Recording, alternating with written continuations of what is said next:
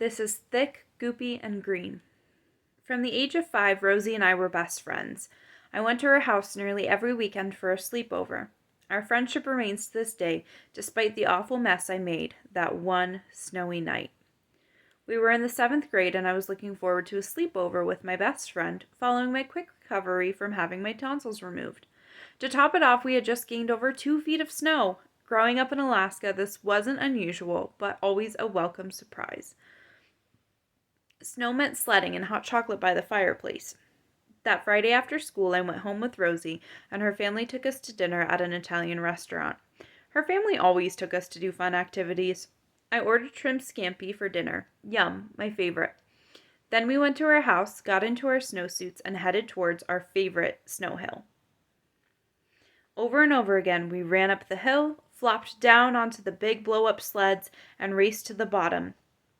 Over and over again, the pattern continued, trudging to the top of the hill, catching our breaths, and sledding down, each round ending with a "you won" or "I won."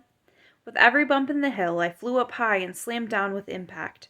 I began to feel queasy, but my competitive nature did not allow me to accept defeat that day on the snowy hill.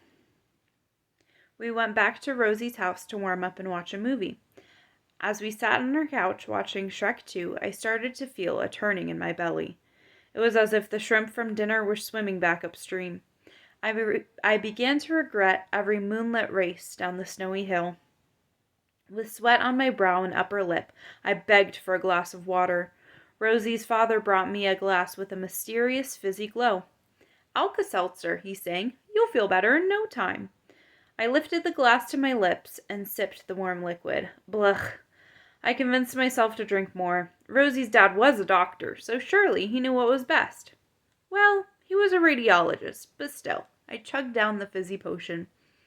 The shrimp in my belly showed no mercy. I prayed for that feeling in my stomach to go away, but it seemed they wanted vengeance for the impact they had endured. As I watched my favorite green ogre stomp around the TV screen, I too began to feel a bit green. Suddenly, I leapt up from the couch and started to run, but I stopped as if I was hit by an invisible wall.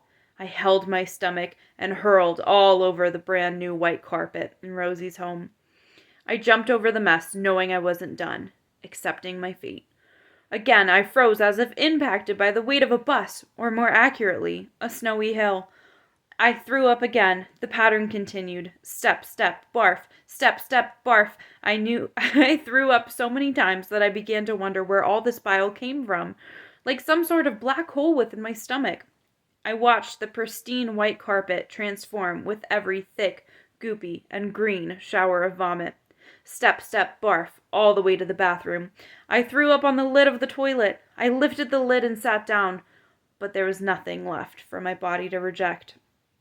I dry heaved on the floor, with my chin resting on the toilet seat. My life is over, I thought. Who would ever want to hang out with someone who vomited like a possessed demon all over their new carpet? Shortly later, my mom arrived to bring me home. To this day, I have never lived down the story of the flying shrimp and the record-breaking quantity of stomach bile, but through the greenest, stinkiest, most chunky messes, Rosie has always stuck by my side, and on occasion, we even go sledding.